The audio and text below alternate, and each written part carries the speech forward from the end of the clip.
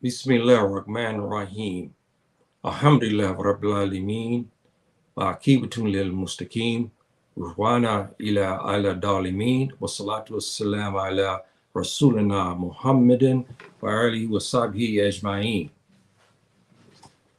Halim wa salim bikum. Assalamu alaikum rahmatullahi wa barakatuh lil ikhwani wa wati fi din. Wassalamu ala mani taba huda lil ikhwani wati fi Africa, Europa, America, Caribbean wa kulli makan. Andrama to my Toubab community and also to my brothers and sisters on the continent. Okay, my dear brothers and sisters, I'm going to change up on something. I'm going to talk about an issue that I've been seeing it's been hitting the YouTube a lot. And I've seen many of our brothers and sisters weigh in on such a topic like this. And there's one in particular that gave a very beautiful synopsis on him telling, I think it's time for the African Americans to stop to really want to go to Africa. They should stay there inside the United States. And it was eloquently presented, good. You cannot argue with his position.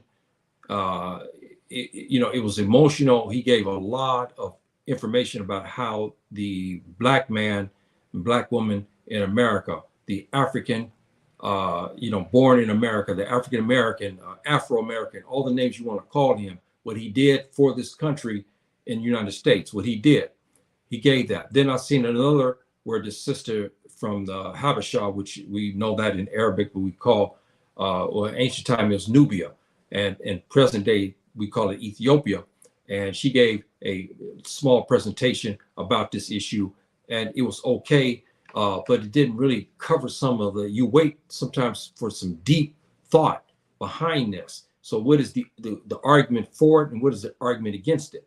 See, and so this is something, that we're it's a hot topic issue because we have the Africans on the continent and we have the Africans in America. And as you heard me say many times, I will not back down from this. The African American term, which I understand it, we do understand this, but with the modern technology we have today, each one of us can trace our lineage back basically to West Africa and to North Africa.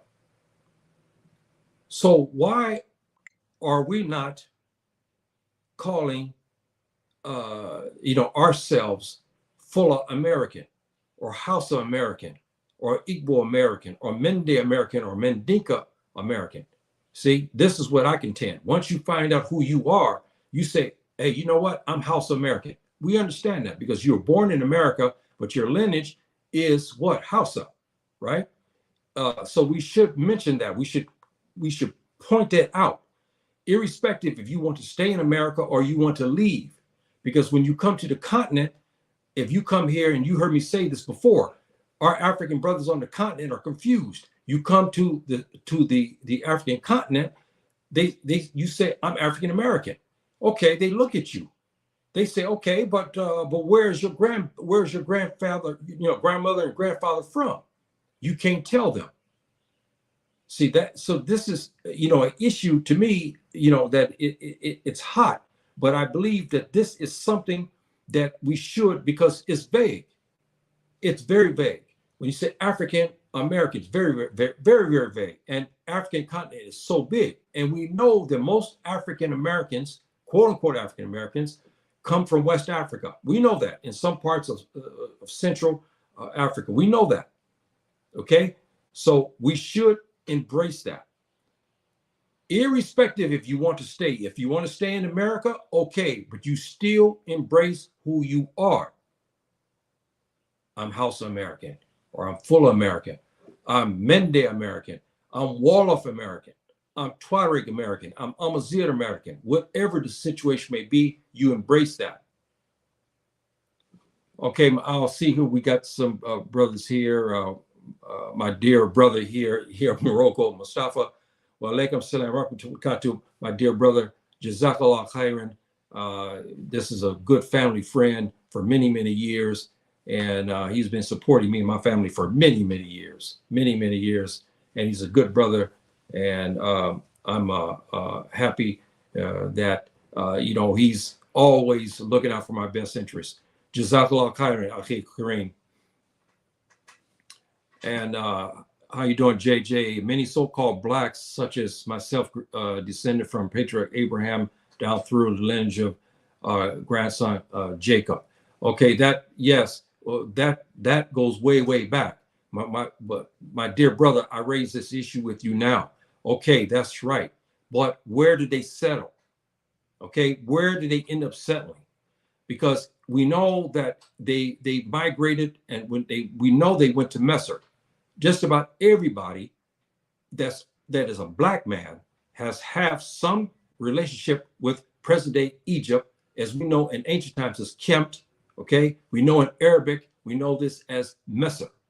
This is the name for it in the Arabic language, and the Egyptian language was called Kemt. So we know that Kemet, Kemt, either way you want to do that. But where did this ancient history, where did it settle, my dear brother? I ask you that for you to ponder that. Did your antecedents settle in Nigeria? Because we have thousands of Hebrews there. So where did he settle? If that's the case, you are what? Nigerian American. Okay.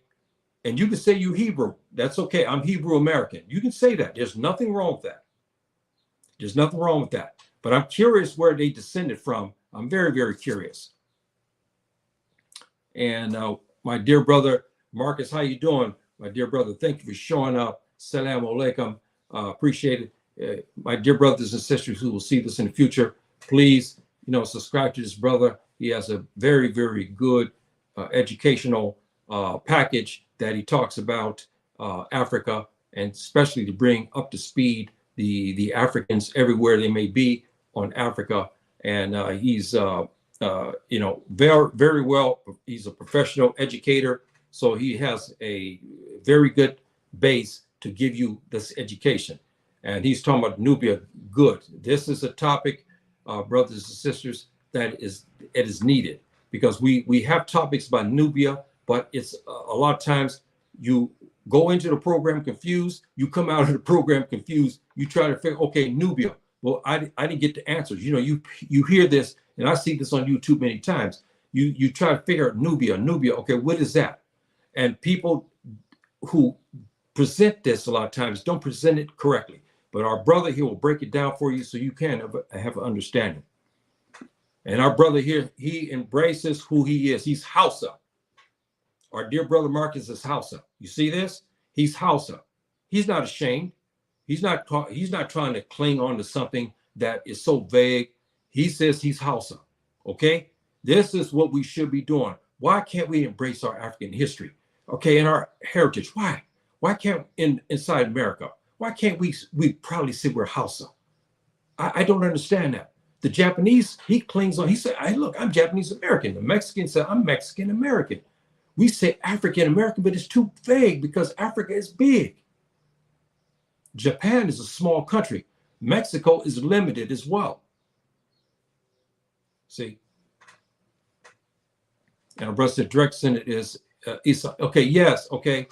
Yes, I understand that. I know okay, he said, okay, I know this comes out of Nigeria because I know that the languages that was used in ancient Kemt, the Ga, and there's I can't Ga, and I can't remember the other names, the languages that our forefathers were speaking.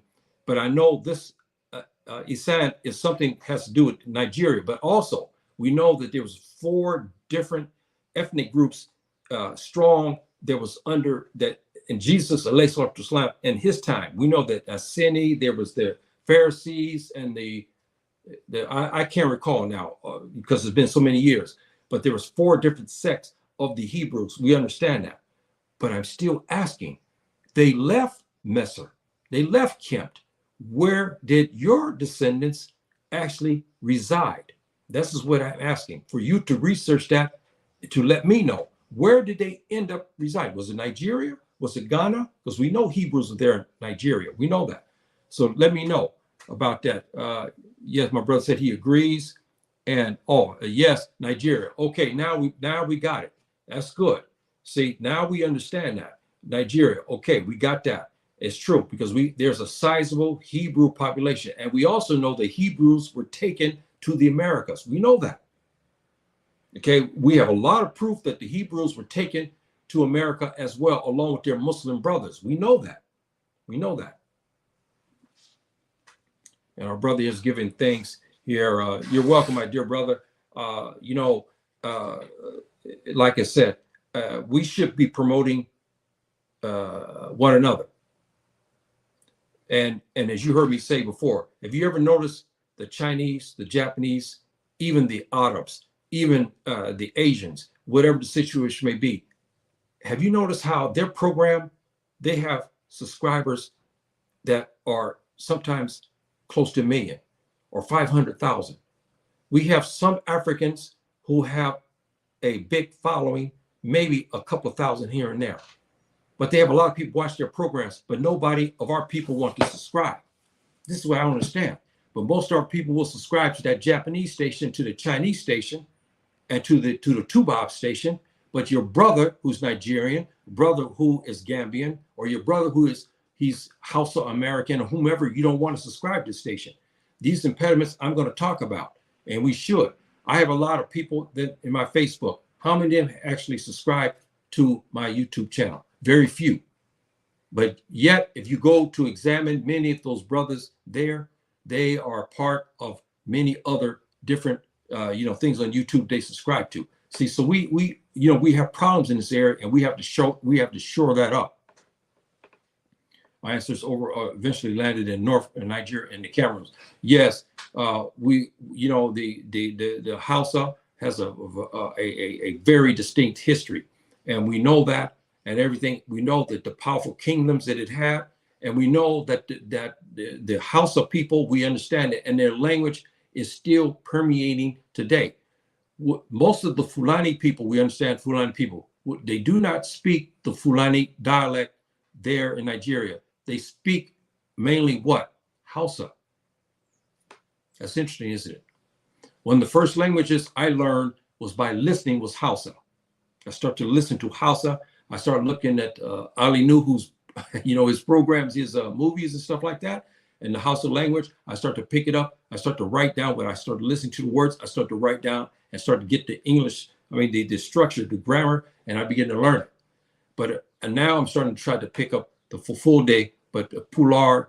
But I want to be honest with you, brothers and sisters, in my heart. I don't know why I have this strong desire. The Masina Fulfulde dialect. Masina Fulfulde dialect is what I want actually to learn more than Pular.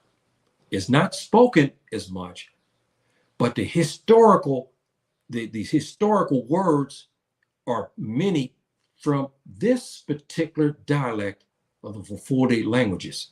Masina, you heard me talk about the empire. This language I want so bad to learn, because I have history there in Mali as well.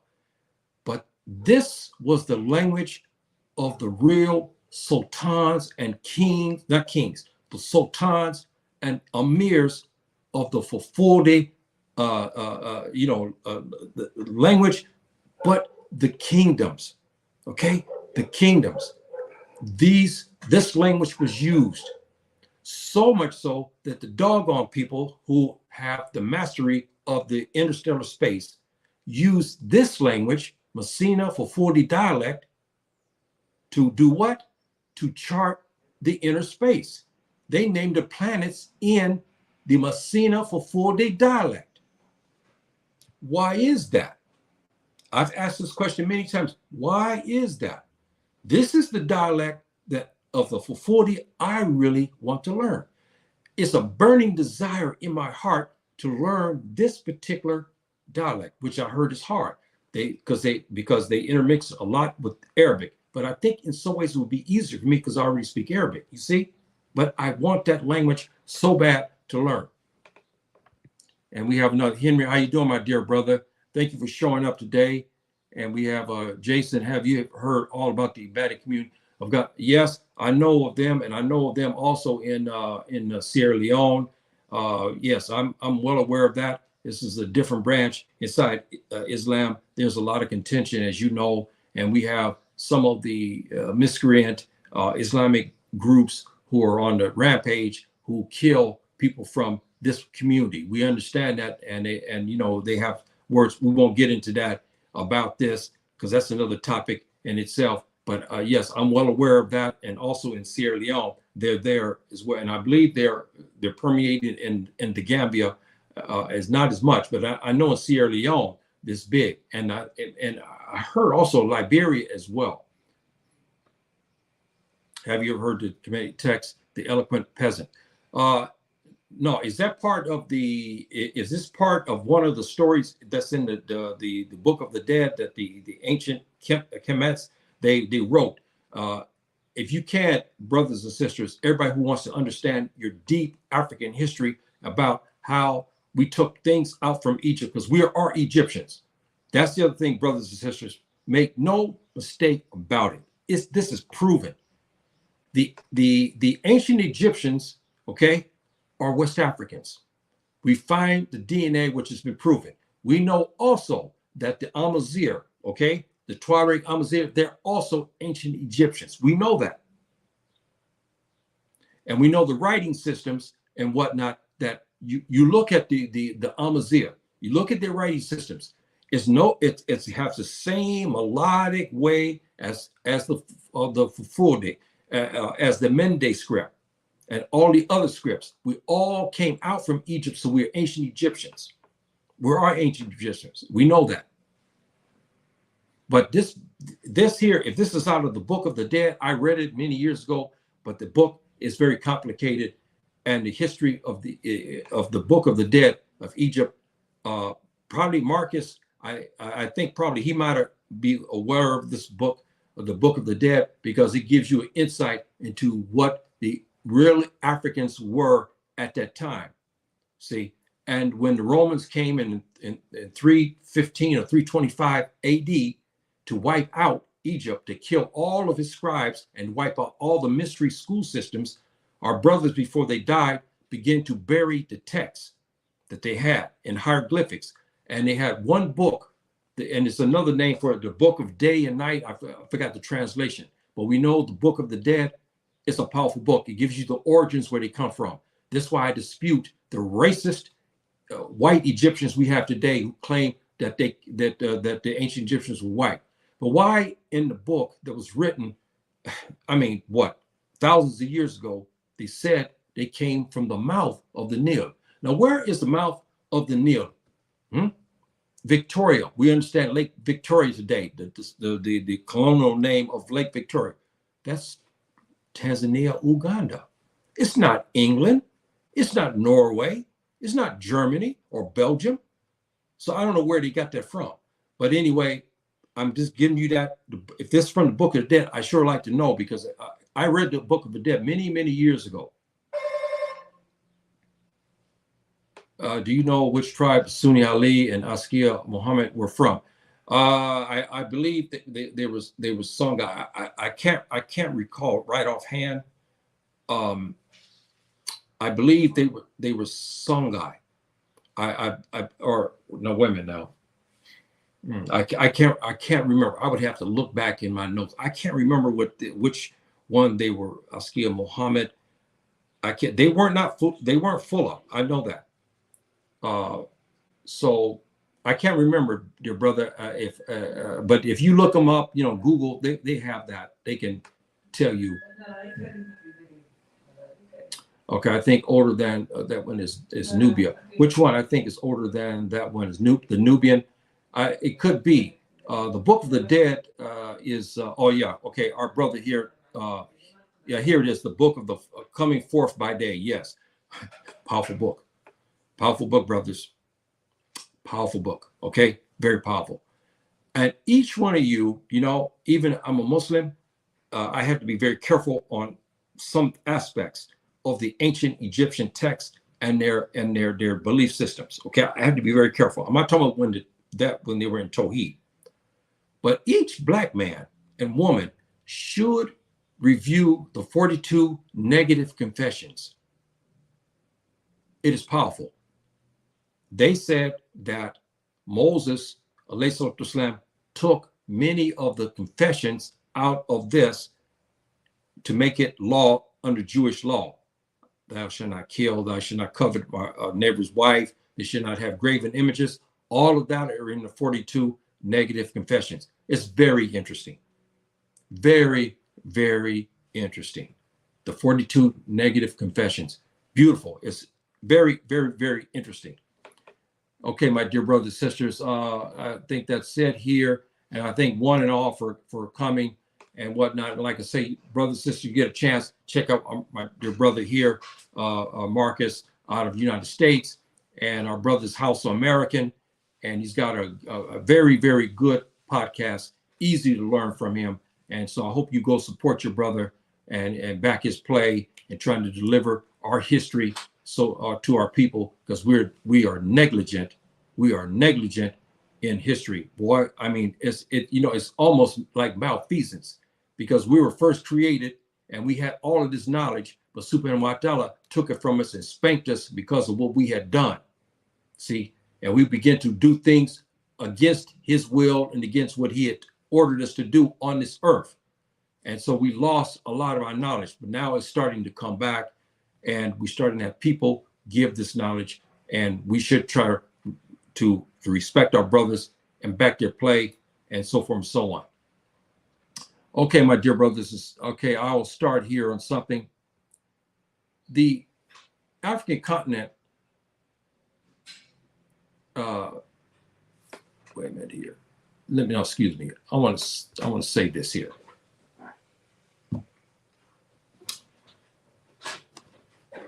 The black man in America is all of this. He's not just one. He's got many heritages inside his bloodline. See, he's got many. He is just not a simple American, even though he has European history too, because of the slave master, which none of us could control that. We know that. We had no control of that. That's because we carried that gene from the European that we cannot. But we don't recognize that. But we recognize this because most of this is from our mother's lineages. See, and they're Wolof, they're Fuller, they're Mende, Mendinka, Kempele. I mean, you go all the way down the line. Bambara, Hapupular. We go all the way down the line. Tiv, Igbo, Yoruba. I mean, we have many, Akan. We have many different ethnic groups that's in the blood of the black man in America. No doubt about that. He's all of this. This is why I said to you now, it doesn't make sense when Yahya in America says he's African American. When you have this type of history here and you see African American, why you want to be vague? Why are you not proclaiming something? Choose one. Choose two of these. Choose one and say, I'm Wolof. And be proud of that. If you saw my programs here, the last 3 programs, I did talk about the writing systems of Africa, because the Europeans claim again that we were ignorant and stupid, and and we were falling out of trees with banana in our mouths and all this. We had no writing systems. We've proven that to be a lie. We brought writing systems from Egypt when we left. See, the Mende script is famous, and we have a lot of Africans in America who are Mende. They should be proud of that. And Mendinka as well. The Mendinka warriors, they should be very proud of that. They should be very proud because we have many Fuller, and you're looking at one there in America. See, so we should embrace that. We should embrace that. Today times, he is black, but he's not American. but he's not American. He's black, but not African. This is what I'm talking about, the fallacy of what the African American today and this confusion. He is black, but he's not American. He's black, but he's not African. Because of their ways and means and because of their attitudes. He speaks with an African dialect, but doesn't speak an African language. After over 400 years being in the Americas, the African American still speaks with a dialect that's originating from West Africa. And it's been handed down from generation to generation.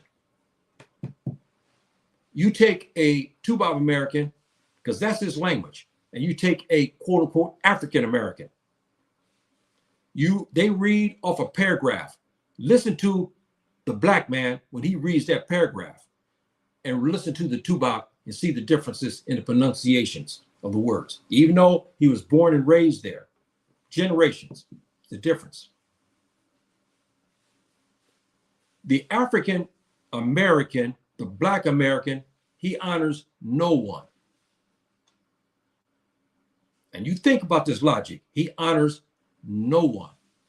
He serves two masters. One Toubab and one black. Now you understand the confusion that permeates in the heart of the black man in America. Should he leave America and come to Africa? But if he has all of these problems that I specify now, he is going to have to be whole when he comes on the continent. Because you see what's happened in the Gambia? We have riffraff African Americans, quote unquote African Americans, coming to Ghana that still want to use this confusion and bring it here on the continent and bring it before the Africans. That don't fly. See? So this is, brother, sister, hold it for a second. Hold it for a second. Excuse me for a second. Okay. Now there was something going in my kitchen here. Okay. Now here we go. Yeah. Now he serves two masters. I heard. You heard me say, one's white, one is black. And if you heard Jesus ﷺ talk about an issue about the two masters, he made something talking about this issue about the people, again, having two masters. You cannot, because he said you will love one and despise the other. You begin to despise the other one and begin to love the other one, and the confusion lies. This is the black man in America. He loves the Toubab and despises the African. Majority of the African Americans today in America will give you a thing. They will tell you they're more akin to the Toubab than they are to their African brothers, which is a far, far cry from almost malfeasance. Because if this is the case, the Toubab would not be killing them there in America. The Toubab would not be discriminating against them. See? So he reveres the Toubab and his religion. When our African antecedents was taken, there were no Christians among them.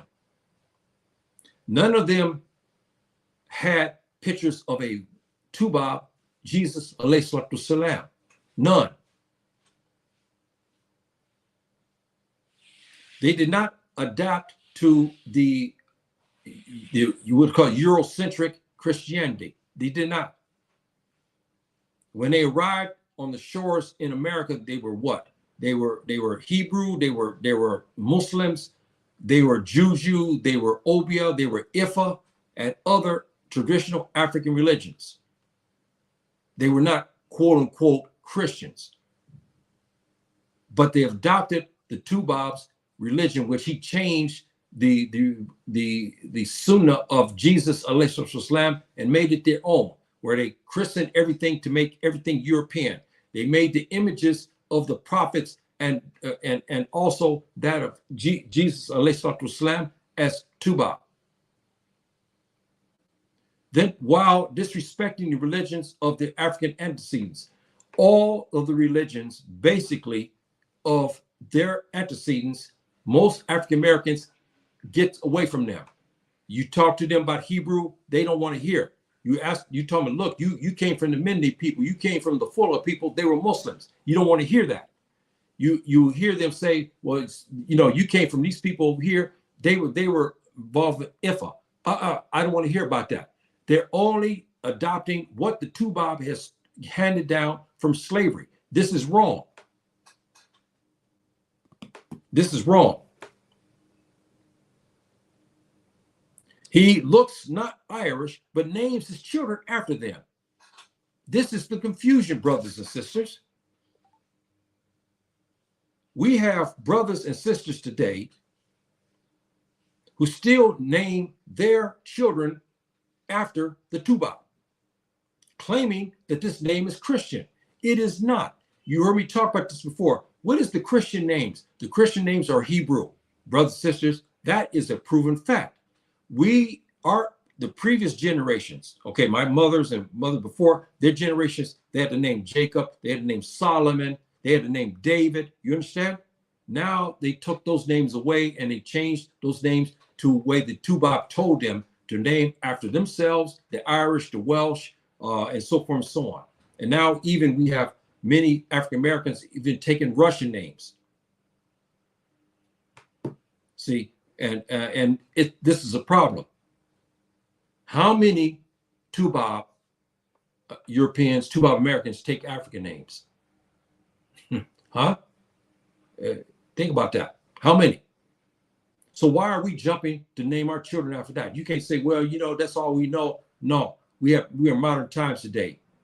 You go to the hospitals in the United States today, 99.9% are still naming after the Toubab, after the Irish, after the English.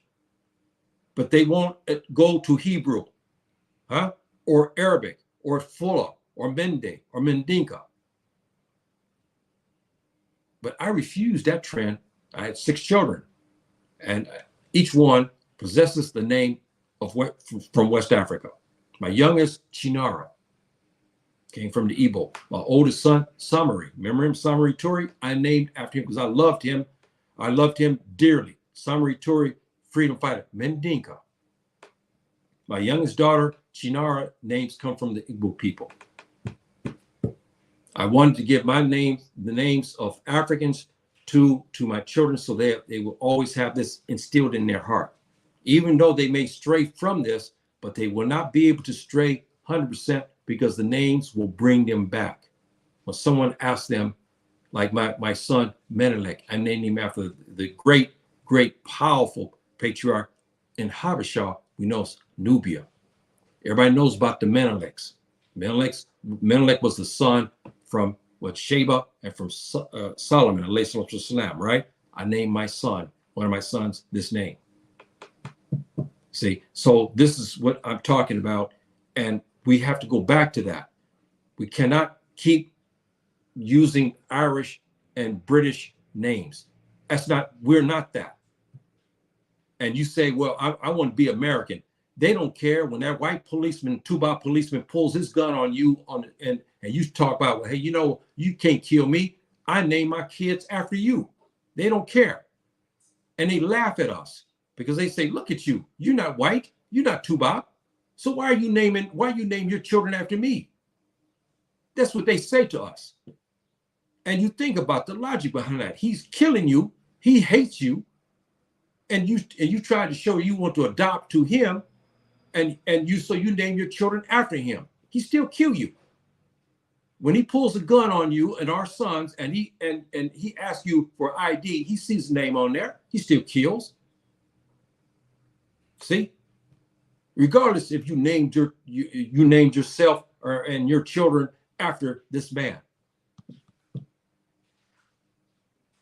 We got two more comments here. Let me see what our brother say here. He loves the tuba. No, excuse me here. What we got here? Oh, excuse me. I'm sorry. G said you can't serve. Yeah, you cannot serve two masters. That, you think about this, my brothers and sisters in America. You cannot say you're not serving two masters. Huh? You are. If it's not the black-white issue, it's the money issue. And it's the ill-gotten gains. So you'll still have two masters. The gangster is what? He serves two masters.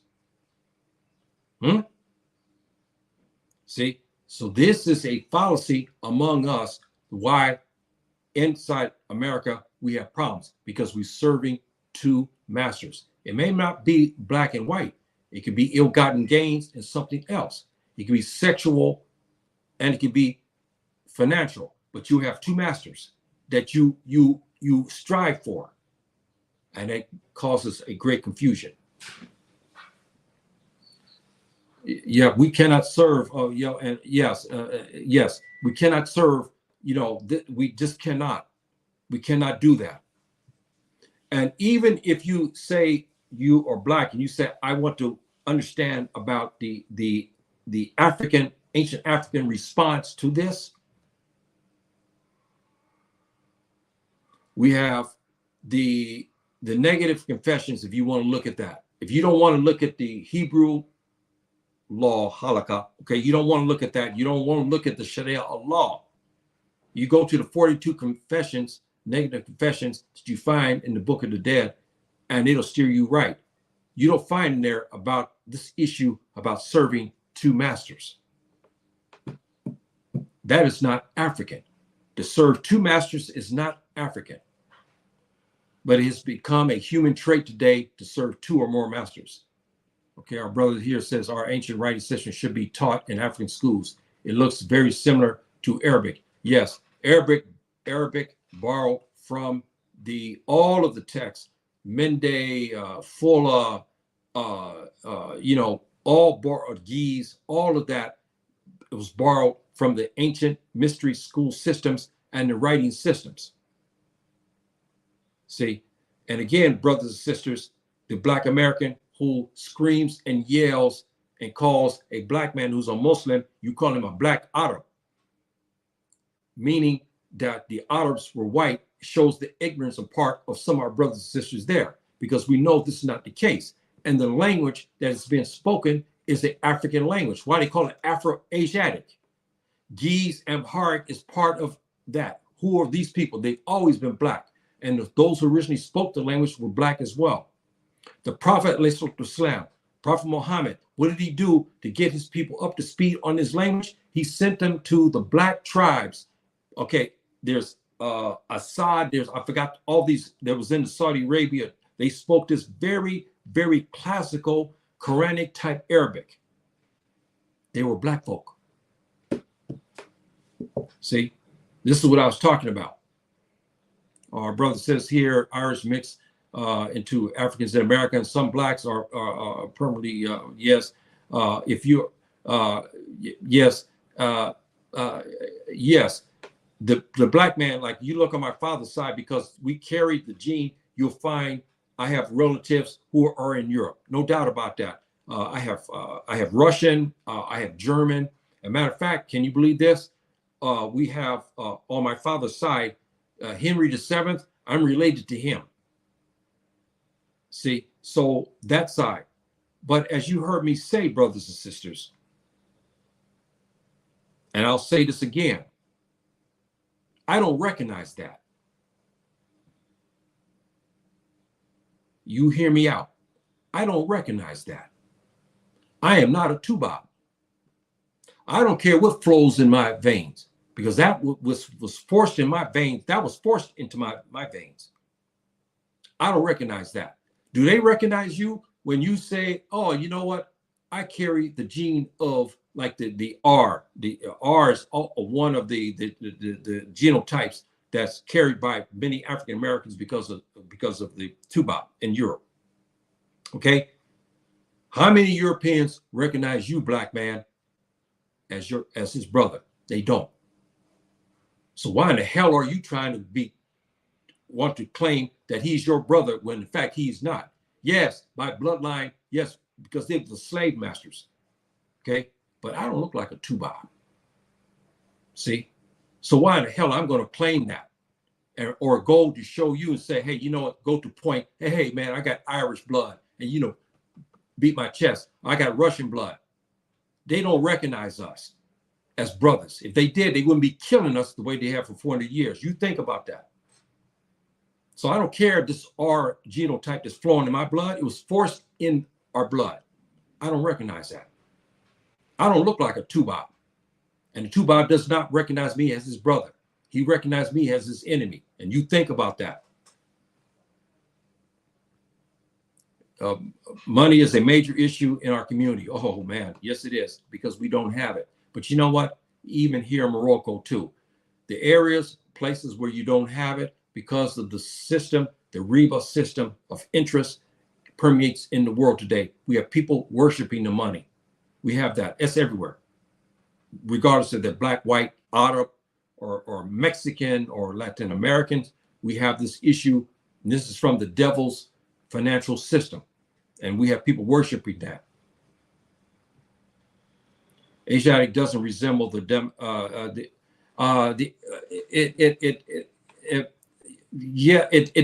in a way, but it's borrowed from it.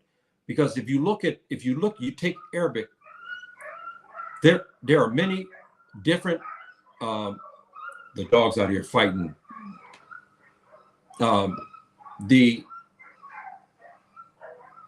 Oh boy, it's bad, because we have one girl dog out here, so you know what's going on. But the script, the Arabic script, has many of the components of it, but and also the Arabic script is related, if you look at that, to many of the other African Mende and so forth. All of us have something. But when we left Egypt, right? When we left Kempt, and we began to go to the north, to the west, and to the south, and also into Jazira Arab as we know it today, we took that script, and then we began to change it because of the drift that happens. You heard me talk about before about the brothers. The African slaves were brought into the South. They developed a language, right? But when the blacks began to move from the South to LA, into the Midwest, and to the East, they began to develop another dialect, right? Think about this. The brothers in LA generally have a different accent than our brothers in Texas, Louisiana, Arkansas, you know what I mean, and Mississippi, right? Because you heard me say before, when the brothers they say they're from Mississippi, I used to say, hey man, say Mississippi for me. And because I get a big kick how they pronounce Mississippi, right? I say Mississippi. They have an accent to it. This is what happened to our African brothers and sisters as well. When they begin to leave the continent, they begin to develop systems, language systems, and writing systems that differ from the original text. This is normal. This is like a genetic drift of some sort, natural selection, and they begin to differ. And we have here, let me see, it was light, olive skin, Arab, who was now, there's a book, I don't have time to talk about, there's a book written by a brother. He was talking about this issue, but there's also another book I've touched on before as well. And this is by Jacob Al-Jahiz. I talked about him and about his research, and he was a scientist, linguist, gynecologist. He was all of that and then some. He described the Prophet Muhammad, his lineage, and so forth and so on. And so there's been contention where you have many scholars who are Arab will say that anyone who say he was black should be killed. We have this type of language being brought about. So this is an issue in itself. But Arab, as we understand, the original Arabs were not, as you see today, from Lebanon and Jordan. They are not. Same way, if you look at the Amazigh today, you see the Amazigh, many of them are very, very light and pale complected. You think that they are original. They're not. If you look at the Toubab historians gave you indication what was going on in Jazeera Arab, and he described the people. He gave indication what was going on in North Africa. He described the people of the Amazigh people all the way from the time they began to look at us, especially from the 5th century to the 18th century. They were black. And they even, the scientists said that the Amazigh, we know them as Berber, okay? It's wrong because it's derogatory. But because of the mixtures from Europe, they became white. And because of natural selection, they became whiter. See, we understand that. So this is a big contention because even some of the Sahaba, their words, what they described the Prophet ﷺ, there's a kind of conflict here and there about how he was viewed. But we know Al-Jahiz, who was 100 years removed, had a good description of his family. And he also had descriptions of some of the favorite Sahaba, like Ali, radiallahu anhu, him, okay, described him as black. See, so they were ranging like African Americans. You know, African Americans today, you look at them, there's some of them are light brown skin and some are very, very, very dark. And we have this type of mixture today, even on the African continent. Not all Africans have the same complexion. You heard me talk about this. So when we use this racial term, can we say that the Nuba people that's in Ghana, I mean in Sudan, we have the green and blue blacks? Huh? Why do they look different than the brothers from Ghana or from Senegal? Huh? How about the brothers from Habasha, Ethiopia, and the Somal and Somaliland, and Eritrea? They have a different complexion and look about them, don't they? But they're Africans. We go down to the South, and our brother who's doing a big program about the South, you look at the Croatian speakers down South, they're light brown skinned. They look like Asians because we believe they migrated to Asia. I'm almost certain they migrated to Asia because you look at their features, they have these Asian features and they have this lighter complexion of skin. They're African. So there's not one African type. So you can't point to one and say he's olive complected and therefore he can't be African. That's not true. Because we have olive complected Africans. We're not talking about even modern time, we're talking about ancient time as well. They were lighter complected. See, so this is a lot of issues, and I'll answer some more and then I'll get back to my as an excerpt book. The Arabs explained that the original Arabs were black and that the more viral from the north came and washed out the original. This is, I talked about this. Yes, JJ, you're correct.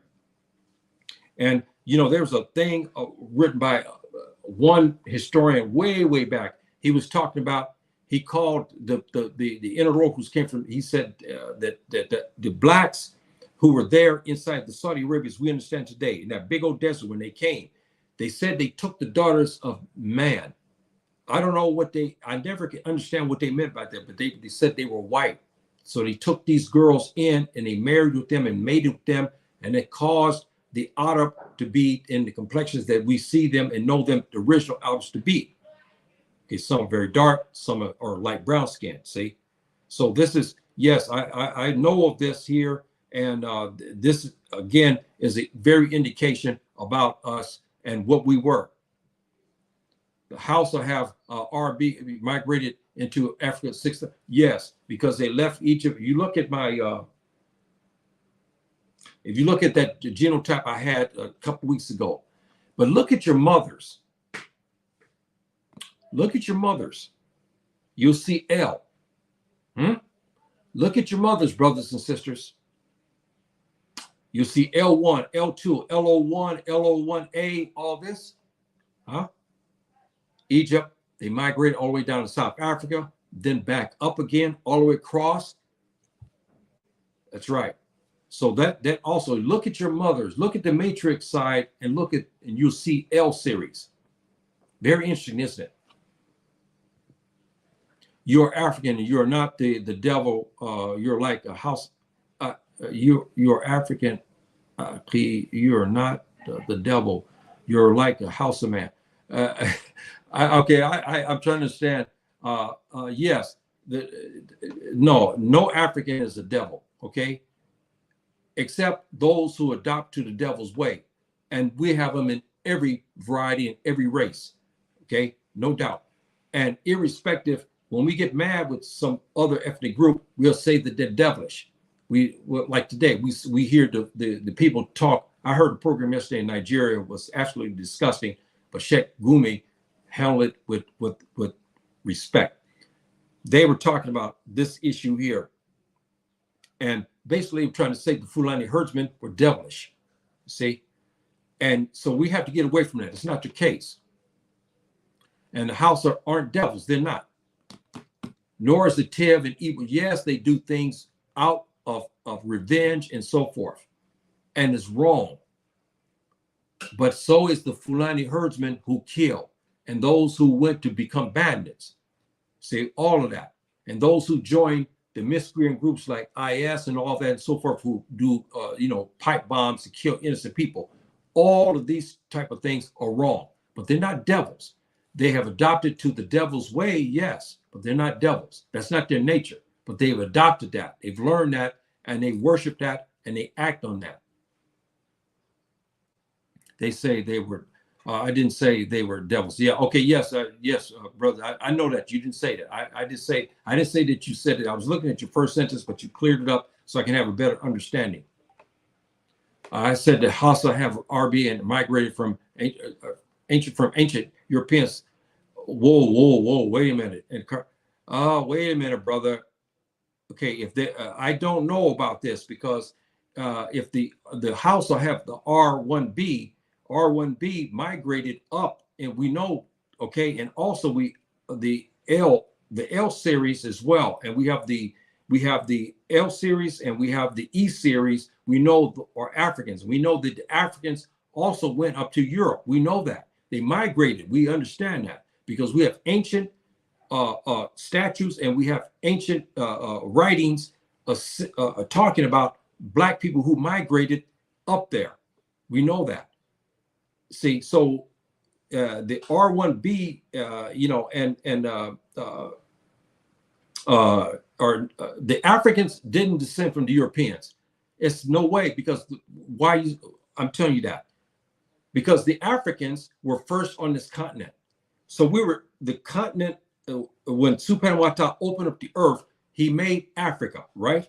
We were here first. Then when he opened up the continent, we began to move across up north and out, right? It didn't come the other way around. It didn't come from the Europeans into Africa. No, they came later, yes, and they came as conquerors, but they came mostly to the north. But how is it that we still retain, okay, the original, like LO1, okay, and the E series? Many of us still have that. But those who had contact with the Europeans, like the African Americans, Black Americans, like my ancestors taken from Morocco. I know the Black people, they were taken. And my father's side, they have this R series, okay? They have that. But my mother has LO1. See, those original African DNA genotypes. So, but we did not descend from the Europeans. We went into Egypt, okay, because the mankind created in the East. We went into Egypt, formed civilizations. We left Egypt and we formed the rest of the continent. We didn't come from Europe. We didn't come from Europe. That's not the case. Yes, my dear brother. And a couple more, and I'll go back to this. Could Prophet Muhammad learn Islam from Bilal? Bilal was the first to call out. Okay, you have to understand something. No, my dear brother. The Prophet got his direction from Subhanahu wa Ta'ala. When he went and he was having a series, he saw the plight of the people. They were, they were very backward. If you understand what was going on with the Arabs at that time, you know that all the prophets made the pilgrimage over the Kaaba, right? All from Abraham, all of the prophets made their pilgrimage to the Kaaba. The Arabs, when in their what we call Jahiliyyah, the age of ignorance, the women were made to walk around naked. That's right. The Prophet ﷺ knew of this, okay, and he got detested of the society. He began to drift away and go and make a lot of time into the mountain range and stayed there until the Prophet, the angel Gabriel came, and then gave him the message. So Subhanahu wa ta'ala learned the religion and gave the religion to us. Yes, Bilal had some impact in it. True. He's the first announcer of the adhan. Second, he also has one sunnah that's very interesting that the Prophet ﷺ picked up on.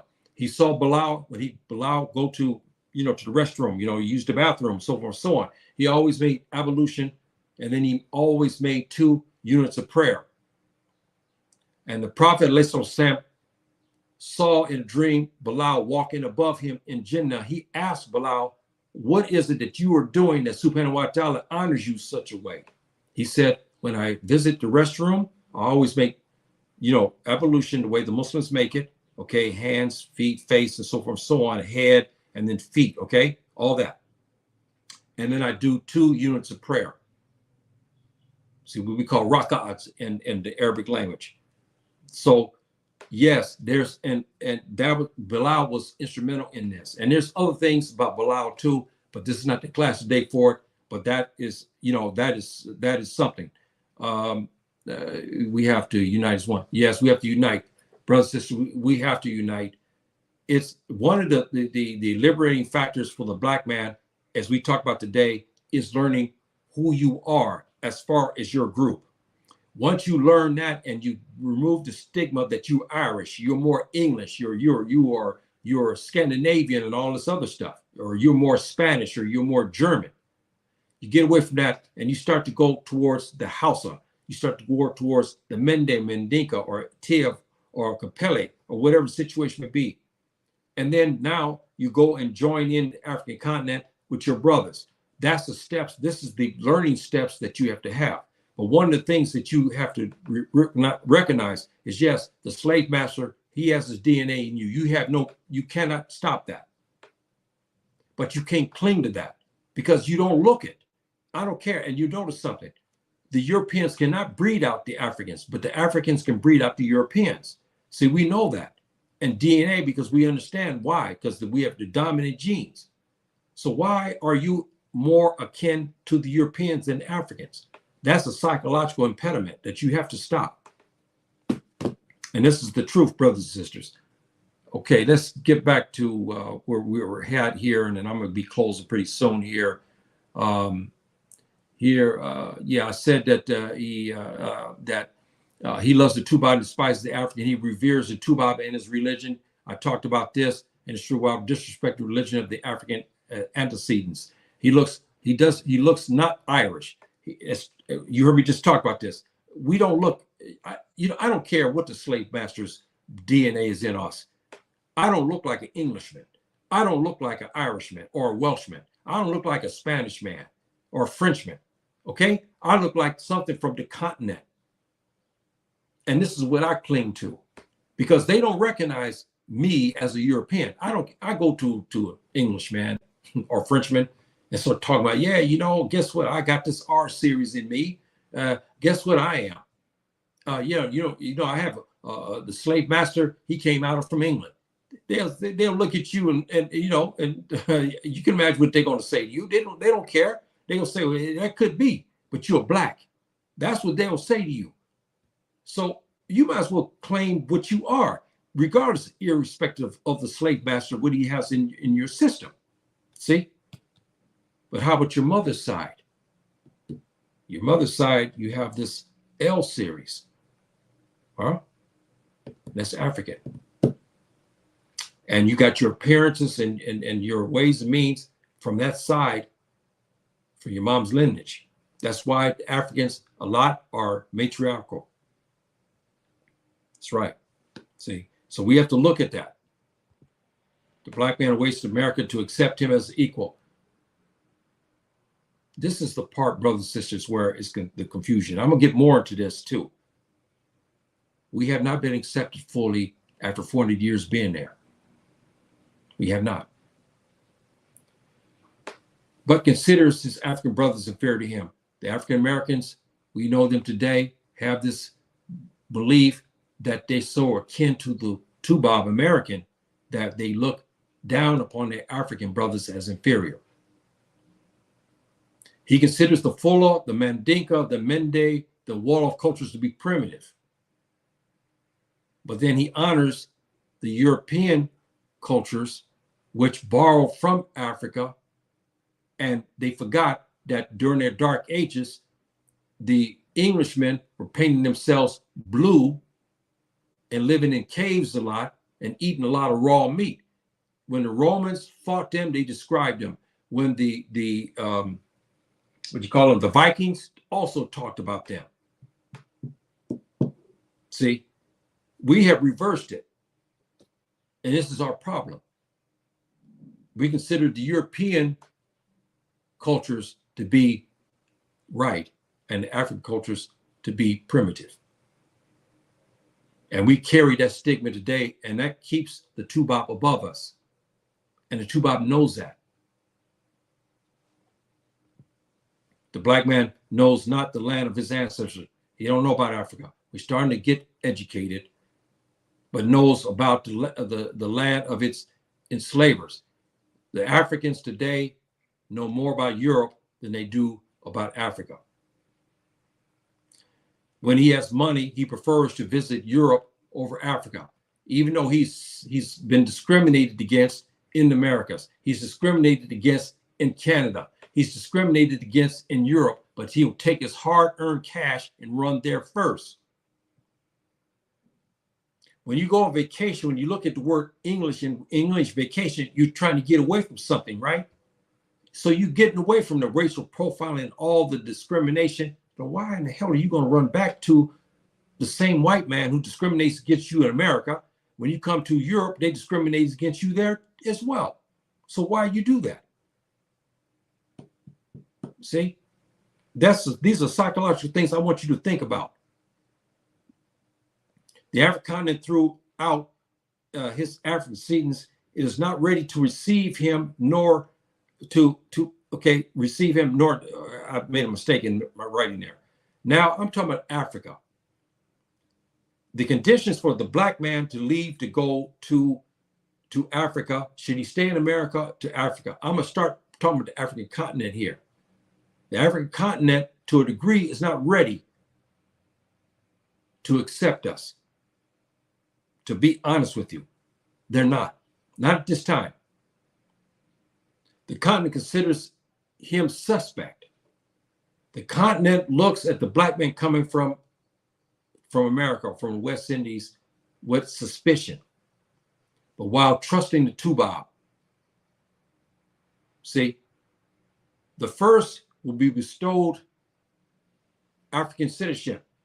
You get the Toubab, there's more Toubab running around here with African citizenship than the black man coming from America, which they won't give to us. They give to the Toubab.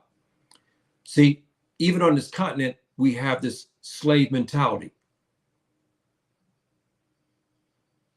See, and they find ways, creating ways to give very quick citizenship to the Toubab, but then they creating and finding ways not to give the African citizenship to Black Americans.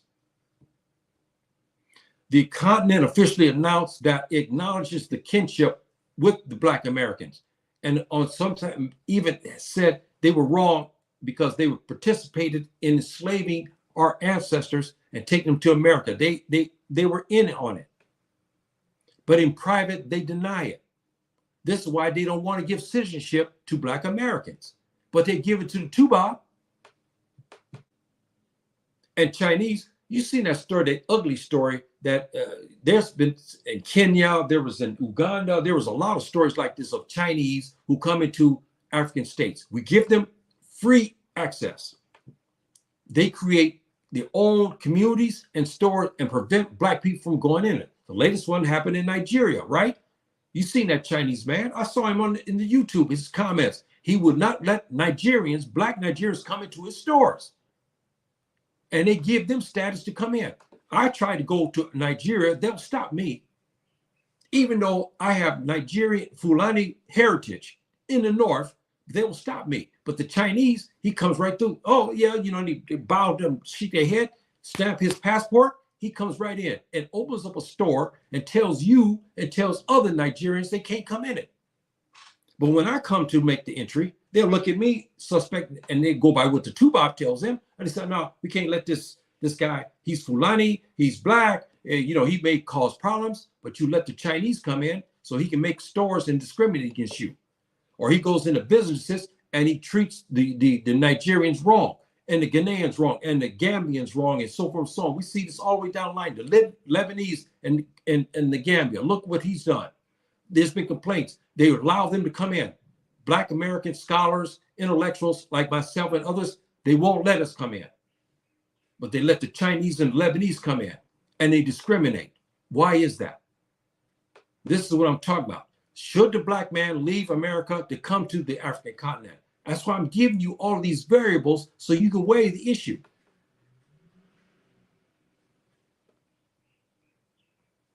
Upon entering the continent, there are 2 Americans stand before it.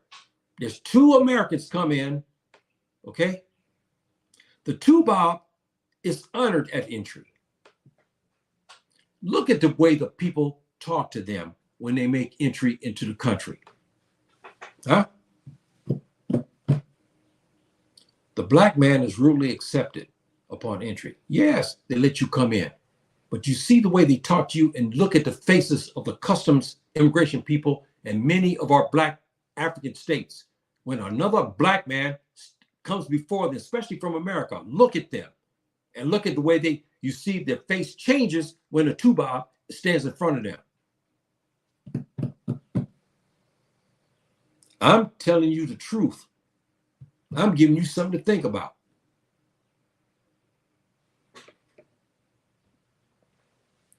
The continents of the African in North and West Africa. The impediments and the reparations for the Black Americans are too numerous to discuss here.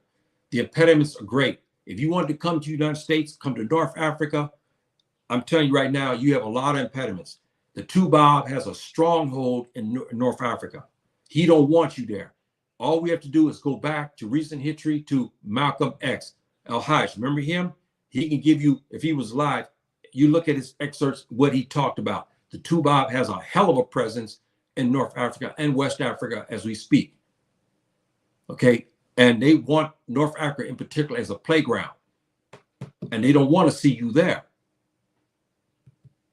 And the North Africans generally speaking, have a dilemma themselves. So if they have a dilemma themselves, how are they going to be more accepting of you? They are living in Africa, but they don't consider themselves African. Not all, but many we have this. Many consider themselves Arab when in fact they're Amazigh. See, we have that. West Africa, we have this impediment as well, where we know our brothers, our ancestors were involved in the slave trade. We know that. But they do not want to do anything to assist their black brothers who now want to come back and to reclaim their great-great-grandmother, their great-great-grandfather's heritage there. They don't want to acknowledge that. So when you come there and you tell them that you're Fuller and you're from Nigeria, your great-great-grandfather came, he's Fuller from Nigeria, or he's Igbo, or he's a Yoruba. They don't want to recognize that. And that's not right. The citizenship was stolen from us. And in reparation, they should give the citizenship back. Now, yes, we have conditions that we should have. Yes, we understand that. But you can't have the conditions where you treat the Toubab and the Russian, the Toubab of the Russians, the Asians one way, and the Arabs one way, and then your black people, you make it very difficult for them on the other hand. That's wrong. See, it's wrong. Black American continued today to impede the Black Americans' arrival on the continent.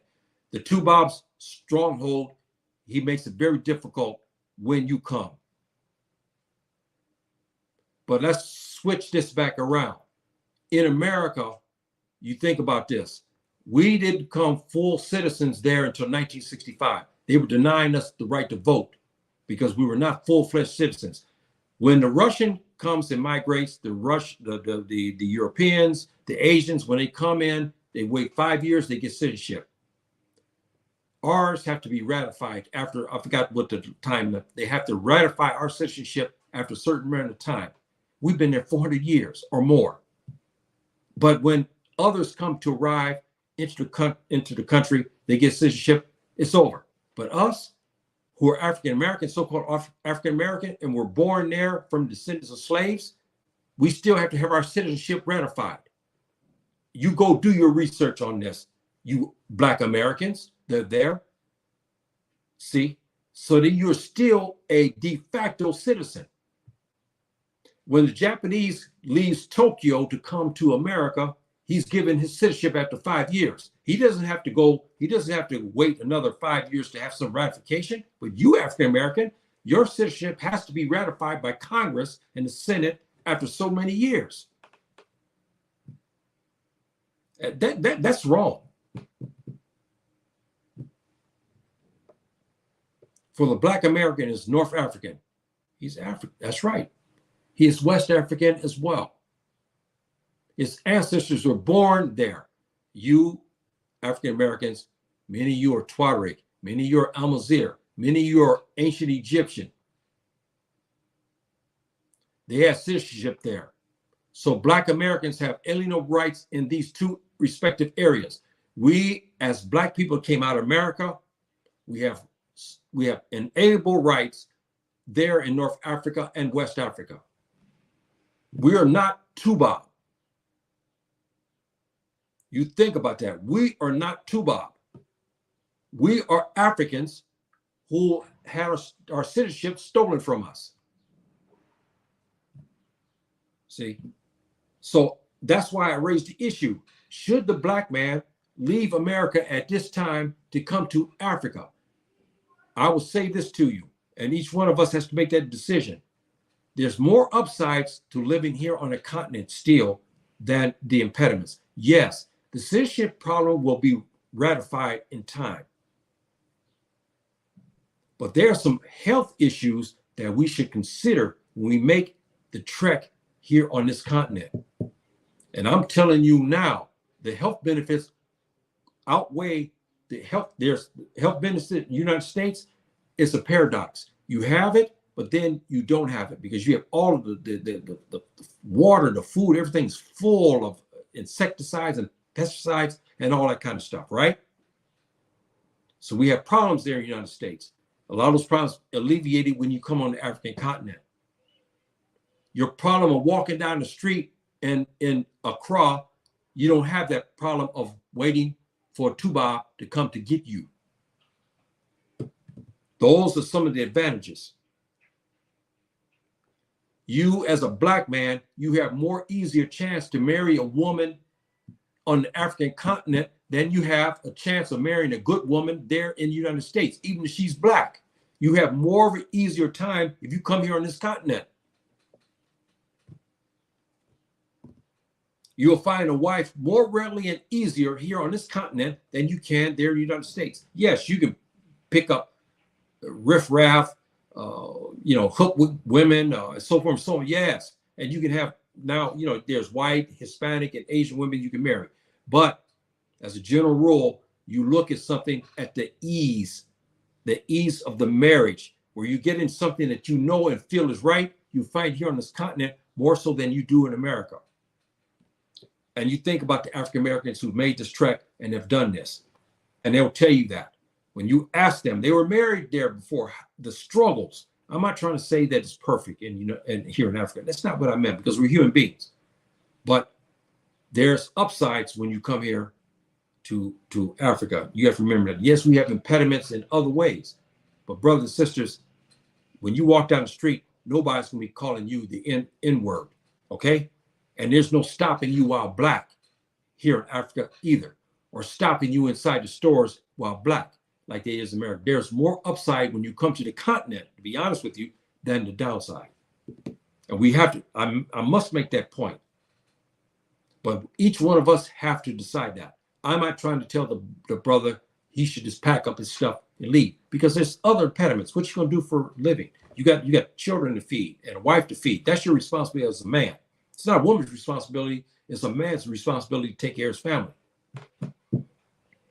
So in some ways, you won't be able to take care of him if you come to the continent unless you have a plan. You got to have a plan. because you gotta weigh the options of your children, which is better suited for them.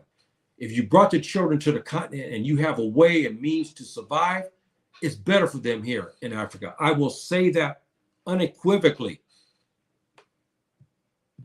You'll see the children, they're happier, they have less stress than when you're there inside the United States. When your kids are there in the United States, it's much better in my kids' generation than is in my generation. I look at my grandchildren, it's even better for them as far as race relations go.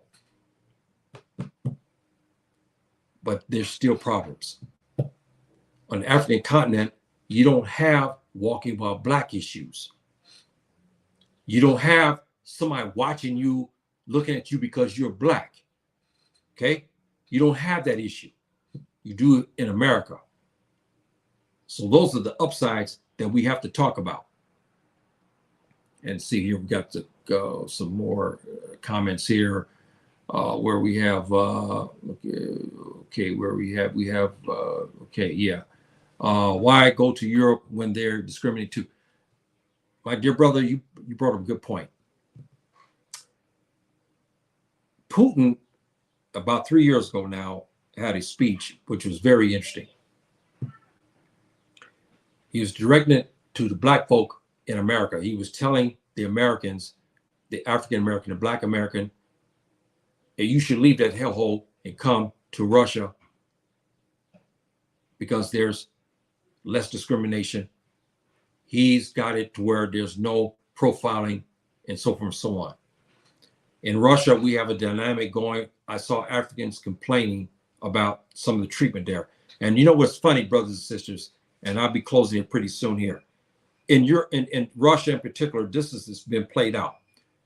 The Russian people have a distinction. They are more highly regarding the African American than the African. I saw that.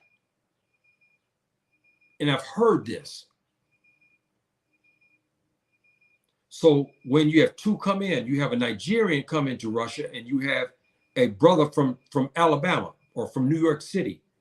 Most likely, there may be some contention with the Russians, with the Africans, okay, from the continent, more so than the African Americans, because maybe psychologically, they know the Black American, he's more geared to Eurocentric lifestyle because he lived around the Toubab, whereas the African is not living around the Toubab.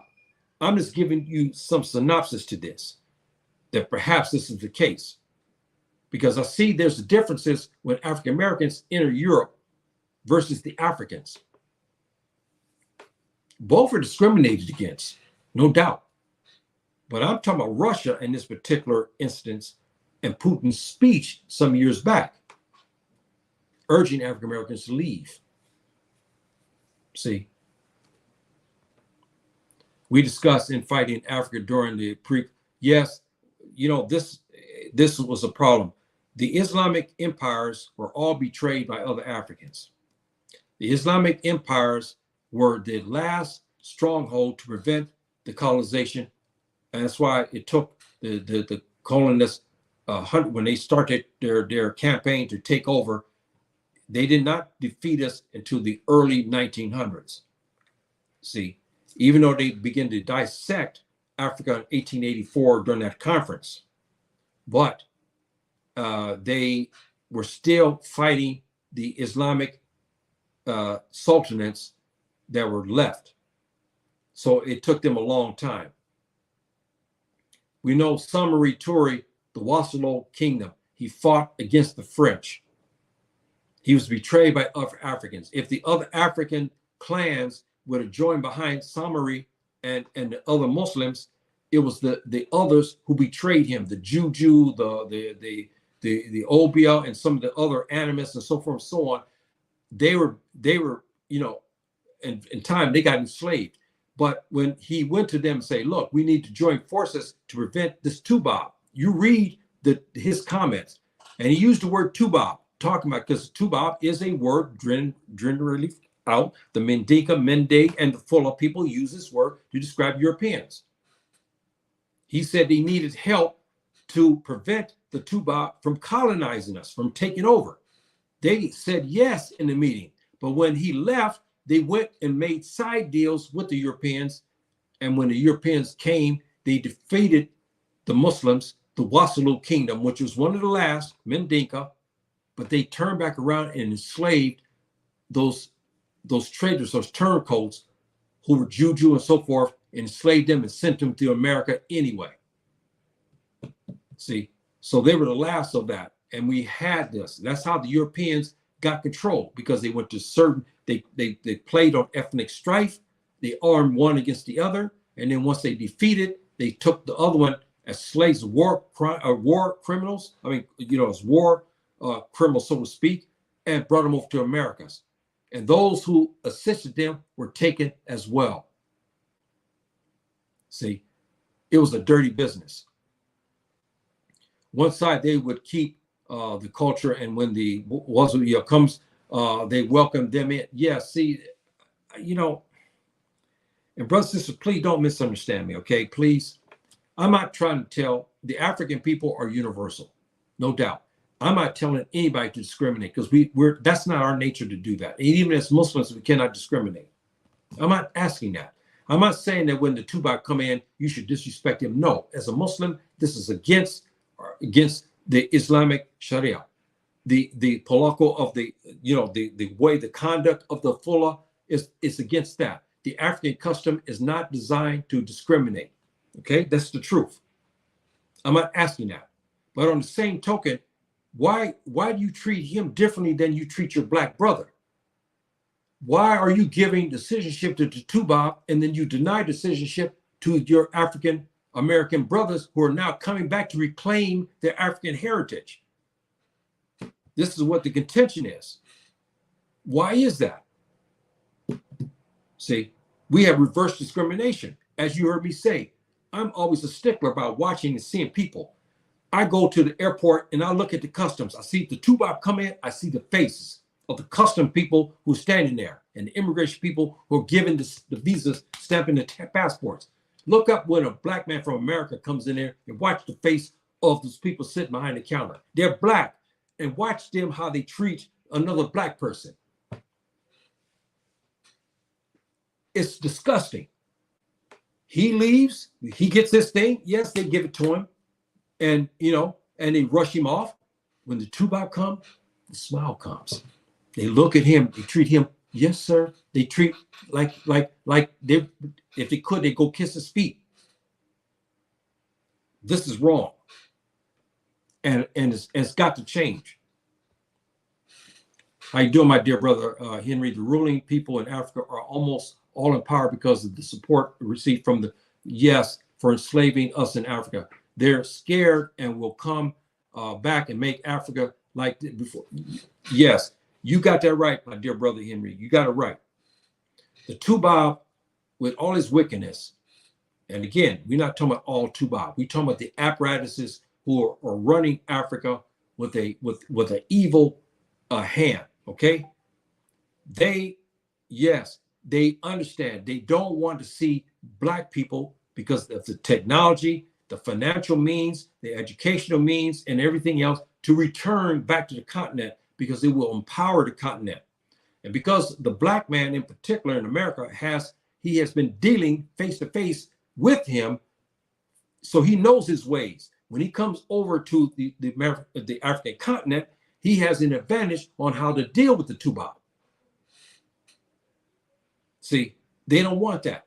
Prime example of that is look what they did to Malcolm. When Malcolm came, he was treated like he was royalty. You understand? And he had a big influence.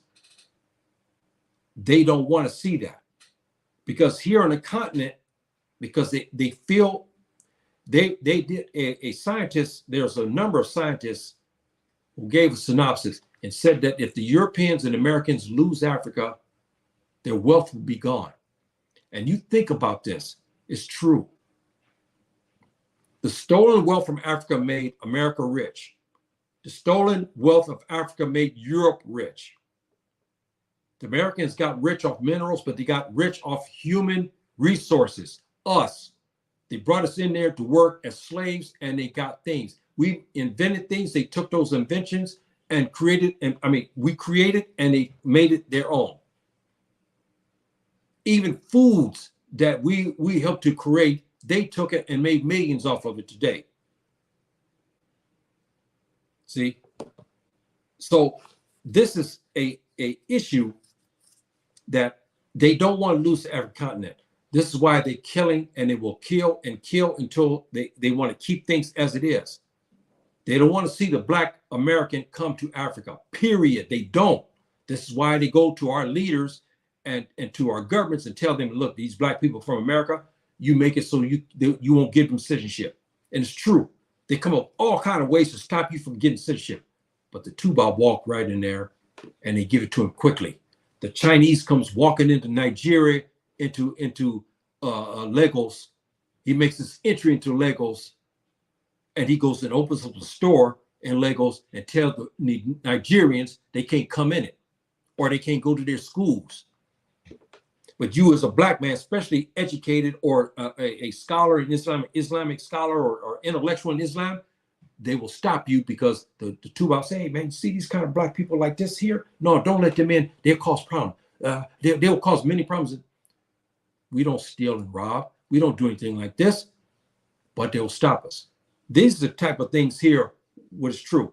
The Toubab has a big hand in creating the turmoil we have in the governments today, because they won't give rightful Africans let us rule, have those people come in power. They will not. They stop that. See? That's right, exactly. That's right. How you doing, my dear brother? Thank you for showing up today. Malcolm became a global leader. Yes, he did. So much so that can you believe this? When he was supposed to come, he was going to go back to America to start his organization, and he was going to come back to run the old-fashioned, what they call the OAU, the Organization of African States. The OAS, I think. Yeah, I think that's what the O before it became AU. He was going to be the first African outside of Africa to be the president of it. That's how much they thought of him. Don't think that didn't scare the American public. They have a program, unofficial program, called the Malcolm X Factor, where it limits influential Africans from America to come back to the continent, even if they're Muslim or not. They make it very difficult. You have strong Pan-Africanists who have difficulties when they come to the continent, because the Toubab sits there and tells our government, you see this Black man here? And they make it as though they are against the Africans, but these strong Pan-Africans are against the Toubab, and he tries to alert his brother how they are. And the Toubab switches it around to make it appear as though this Black man's coming to Africa to hate on other Africans. It's the exact opposite. He's coming to Africa to tell his brother, look, I'm your brother. I'm here to tell you about the Toubab, because we know him for 400 years. We know what he is. I'm on the outside looking in. I'm here to help you. I'm here to help build Ghana. I'm here to help to build Nigeria. I'm here to solidify the Cameroons. I'm here to unify Africa as one. The Europeans are not in for that. They don't want to see a unified Africa. They want to keep African states, and they want to keep the things as it is. So today, that's why I'm talking harsh to talk about things like this. And some will say, well, this is reverse discrimination. Oh, really? You have not heard me say want to encourage anybody to discriminate, but I have to talk the truth. When you come in the doors, Toubab, they treat you differently than when I come in. I have to talk the truth. This is true. And I'm asking, why is it that they treat you differently than they treat me?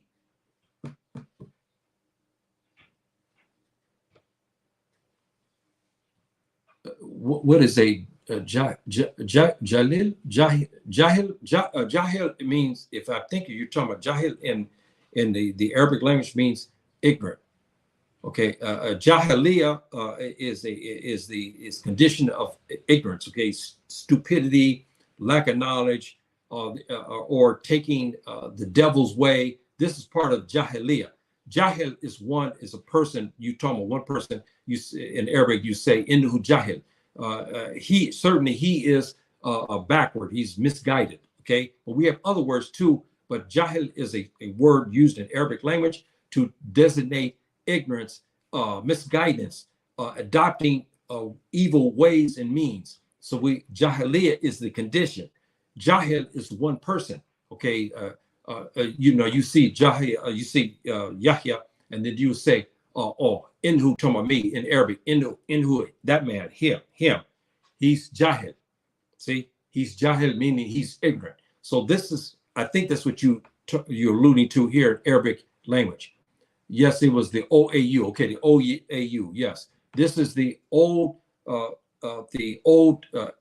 Organizing Body of Africa at one time, and they were going to make Malcolm the president of it. They were going to lure him back, and they talked to him. He was going to come to America. He started his organization. He was going to file charges in the UN against America for its treatment of the African slaves, and then he was coming back to organize the old AU. He was here to organize that. And another condition that he was given. At one time, the black and brown, they called it the Asian and African, or the African and Asian Conference, which it was happening way back. Remember in the 50s and 60s? They should reinstitute that again. Malcolm was an honored guest there to speak as an honor. No African American was allowed to come, not allowed to come there, but they were not given this status. But Malcolm was given this status to come, and he was honored by President Suharto, who urged him, because he knew Malcolm. He met Malcolm in Saudi Arabia, if I understand right. So he knew Malcolm. He invited Malcolm to come to speak at this conference of the African Asian Conference. Very interesting history that is not talked about. But I talked about some of this in the program when I did about Malcolm almost 2 years ago now. See, but it's very, very interesting. Yeah, a man from Sudan taught Malcolm the Sunnah. Yes. And if you looked at my program and I talked about Malcolm, I gave this history that for some reason the Pan-Africanists, they push under the rug, because they don't want you to know that Malcolm had a tight relationship with many Afro-Arabs. They keep that very quiet, and it's wrong. I brought out this history of him being in Saudi Arabia, and about the contacts he nurtured, about the people who also taught him in the Americas. One was Pasha. One Pasha. He was there in America to help Malcolm transition from the Nation of Islam, which I won't get into that, but to bring him into the mainstream Islam. His sheikh came from Sudan, who followed him after he left Africa, followed him to the Americas to give him the Sunnah and to train him and to teach him. I can't think of his name now. His grandson also wrote about this. When Malcolm was assassinated, it was him who had a premonition, and he called Malcolm. And you know, Muslims who are strong in religion, who's strong in the deen, subhanahu wa ta'ala gives them a certain thing in their eyes. We call ayn in Arabic, the eyes, but they give certain things to a strong, devout Muslim. They gave to him. He called Malcolm and told Malcolm he knew he was in danger. He told Malcolm to be careful. He explained things to Malcolm. He was from Sudan. He was his mentor as well. He was there to train him. Sudan thought enough and loved Malcolm so much that they gave one of their best teachers, one of their best educators of Islam, and had him to escort to go back to America with Malcolm. That's right. That history is hidden. When Malcolm was assassinated, it was him who stayed with Malcolm's family for almost, I think, up to a year for them to transition from this hurt. No one talks about that. He's Afro-Arab. So nobody talks about that.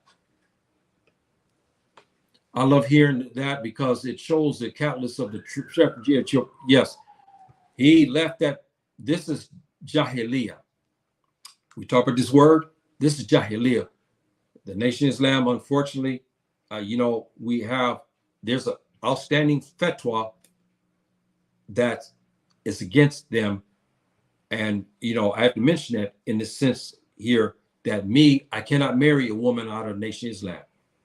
A Muslim woman cannot marry a brother out of Nation of Islam. There's a fatwa against this reunion because of the nature of them, and part of what they believe is Jahiliyyah.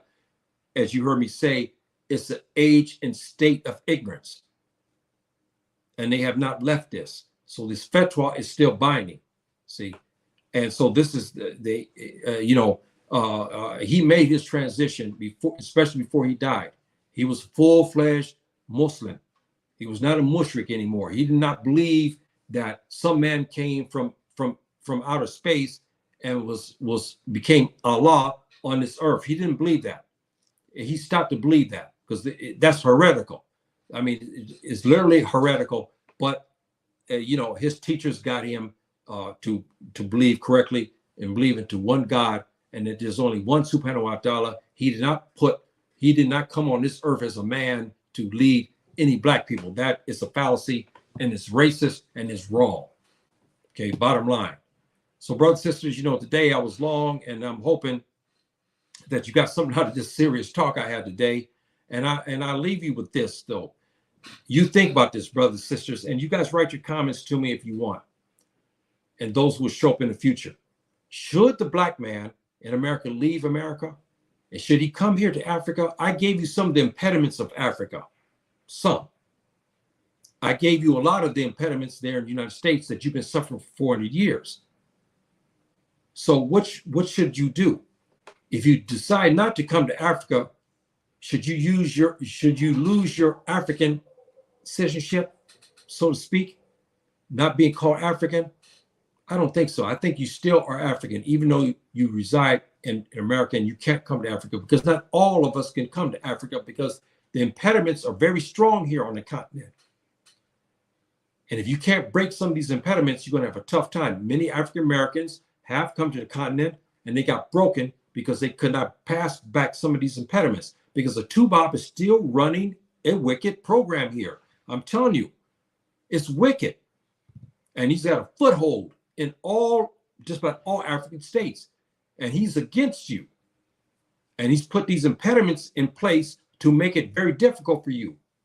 And it's genocidal racist, because he doesn't want you to live in America, and he doesn't want you to live in Africa either. He wants you dead.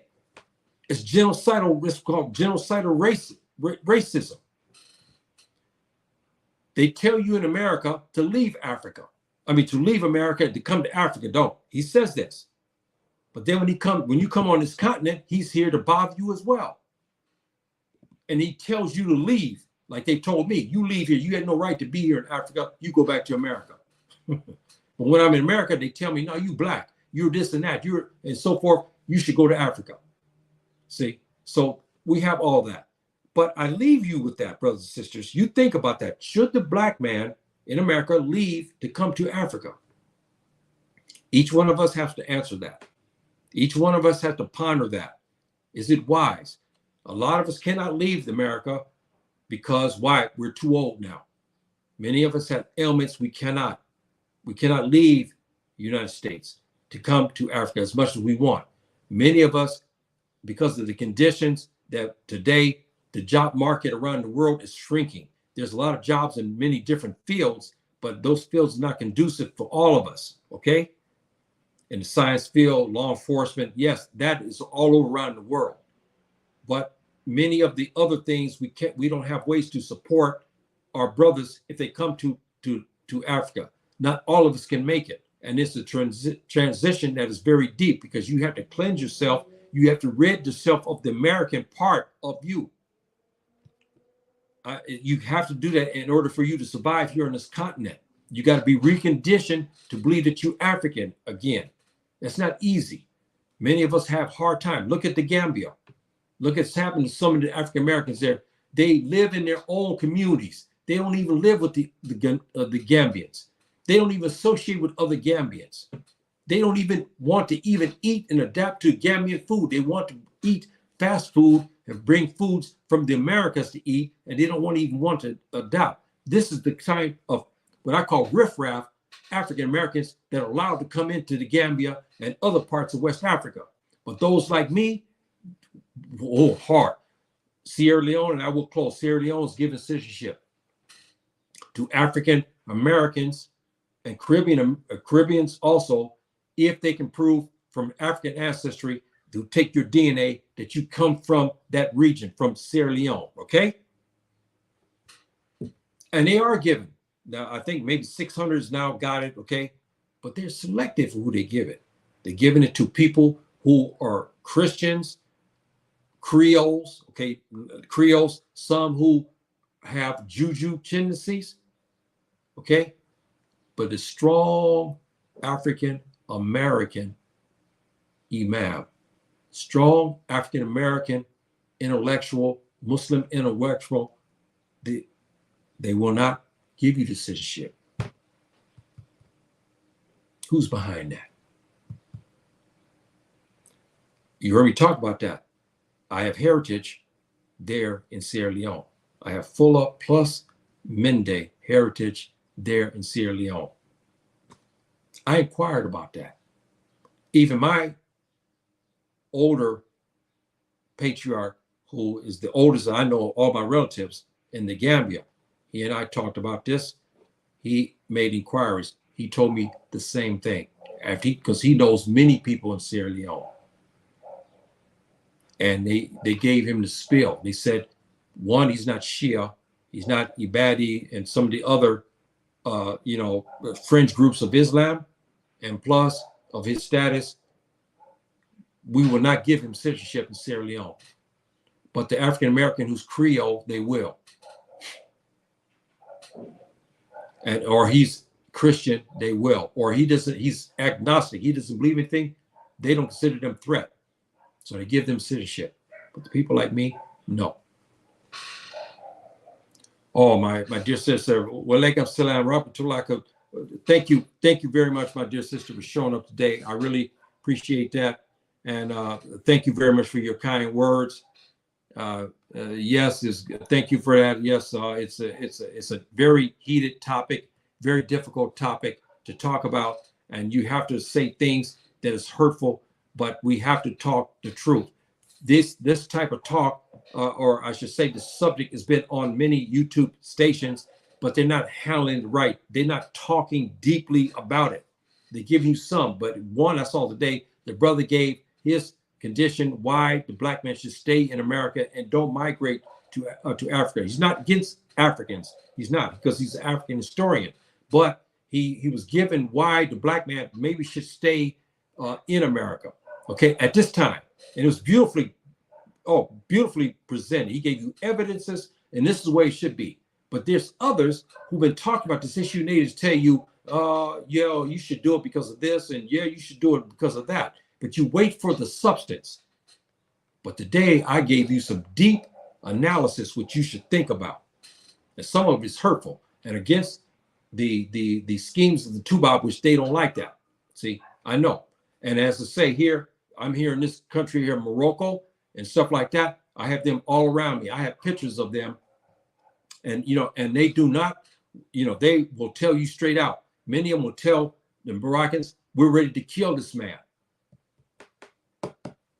See, they'll tell, and matter of fact, I had these conditions before, and where they try to get people to do it, because this is what they do when they come to Africa.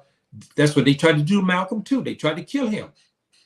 That's right. They tried to kill him. They poisoned him on the continent. Anybody knows a story about what happened to him in Egypt? Who was behind that? We all know who was behind that. They tried to kill him.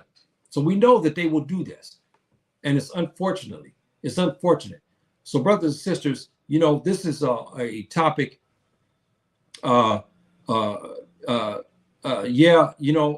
This is a very hurtful topic in the sense of saying I have heritage here in Morocco, but because of the situation, but on the same token, the Moroccans have done something that the black Africans will not do. This is the other issue too, brothers and sisters. Okay?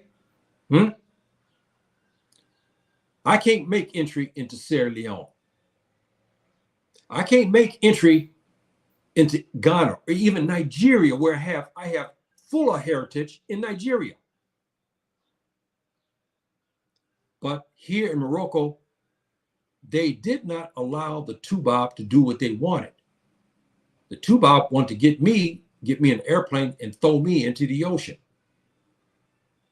So the Moroccan government is protecting me from this evil doer.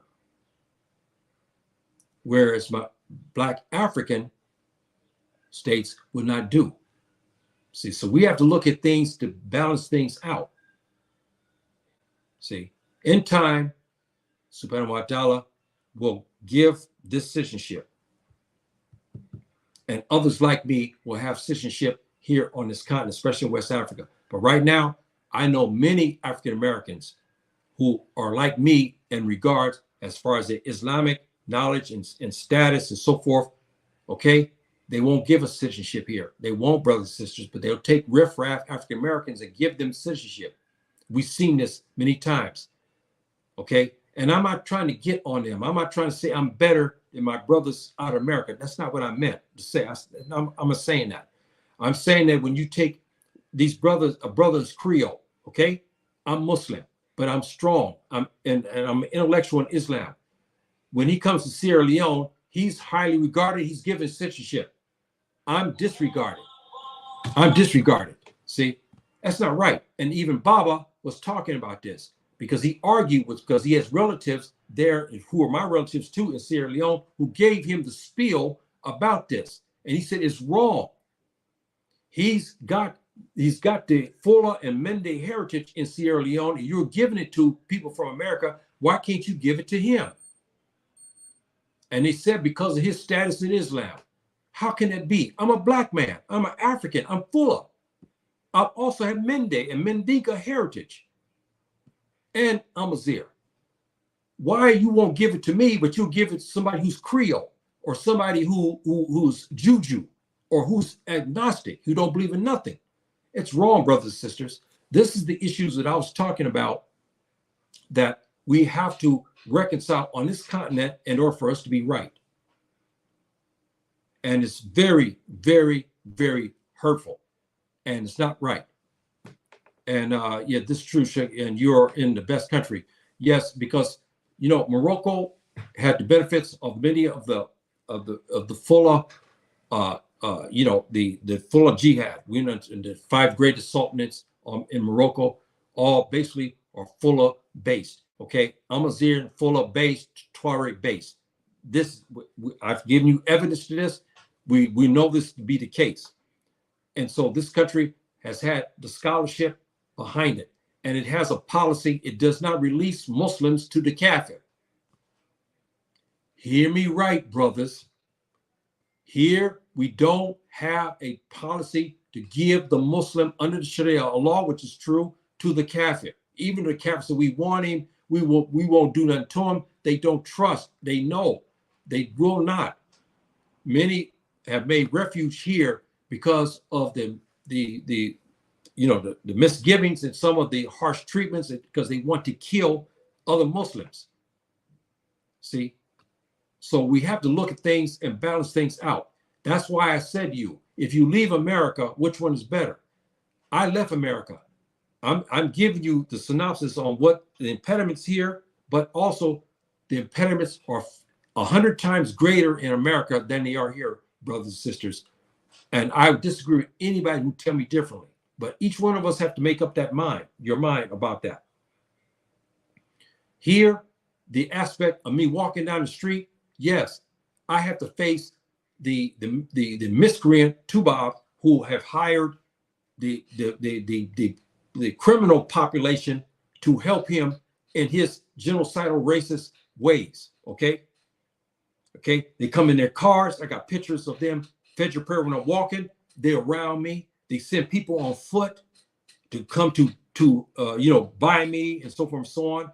When I tried to go to have warm relationships with real good Muslims, they block it. They try to send me miscreants and mujrimeen to come around me. I see right through them. There's a lot of things that they do. Okay. And you heard me say they are in working with the devil. That's why they get up in the morning. They have all these evil ways, all these evil things they can do to stop people like me. This is not from Allah. This is not from Yahweh, any name you want to call the supreme being. This is from the devil, because Subhanahu wa ta'ala says in the Quran that he does not guide the people like this who work with the devil. And even in the halakha, even in Judaism, okay, you look at the text, they'll tell you that Yahweh does not guide the wicked. The devil does. That's right, brothers and sisters. The devil guides the wicked. When a man can conjure up some of the evil things they do here in Morocco against me, that's not coming from Allah. That's not coming from Allah. And unfortunately, even in Sudan, when I was in Sudan, we have black people who follow them. Okay, you go to many different countries, you'll have black people who will follow these guys. But the impediments are much less than the impediments that you have inside the United States. And those who come to the continent will see this and understand that. They know that you have a reward for returning back to the continent. There's impediments here on the continent, brothers and sisters, yes, but there's other upsides. Your health is better. The psychological makeup begins to clear. You're now not under the threat per se anymore of the Toubab. You can walk the streets of Accra. You can walk the streets of Banjo. You can walk there in Sierra Leone. No one's going to look at you and stop you because you're black. And no one's going to come to you and stop you from getting a house or going and renting an apartment because you're black. Or stop you in a store because you're black. You won't have that in Africa. So that's what I'm saying. There's a lot of upside when you do come to Africa to live. And the psychological has a lot to do with your blood pressure and your well-being. When you step out of house and anywhere in LA, you go about and you see the white policeman, you see things that's happening, you turn on the news, there's always some type of thing going against us, hurting us. You don't have those impediments here on the continent. It's a big difference. But I leave that up to each one of you to decide which one is best for the black man in America. Should he migrate here? Or should he stay and keep hoping that the Toubab will become more benevolent and he'll give more piece of the pie to the Blck American there? After 400, nearly 500 years, that piece of pie is still not there, is it? You still only have a small portion of that piece of pie. I don't know how many more centuries you're going to wait. But I'm going to tell you now, the Toubab is not going to give you anything. This is my personal opinion. So you have to weigh those issues, brothers and sisters. And so I'm going to get to relieve you here. I got to start my prayer here. It's been a long day today, more as long as one I've had, but this is important talk. Thank you all, my dear brothers and sisters who showed up today and those who didn't, who will show up in the future. And you know, I found out something too, brothers and sisters. A lot of people are not getting my notifications, and a lot of people are not even knowing anymore what's going on because there's something going on with YouTube. I saw another brother he's got many, subscribed to the station, are not getting his notifications either anymore. So I don't know what's going on with YouTube now, but I'm just giving you this warning because a lot of times, even though I have it there, people are not getting notifications because I look at the views and I should be getting more views than I have, and I'm not getting them. And even in Facebook, a lot of people didn't even know I even have programs, even though they're my friends in Facebook, they don't even know I have programs going on. Even after 1 year, they've been friends, they never got any notifications about any of my programs. There's something going on. We know what that is. So brothers and sisters, I'll leave you with that. Please ponder my words today, brothers and sisters. And if you want, please leave a comment, subscribe, and pass this information on to your brothers and sisters. Assalamu alaikum. Rahmatullahi wa barakatuh.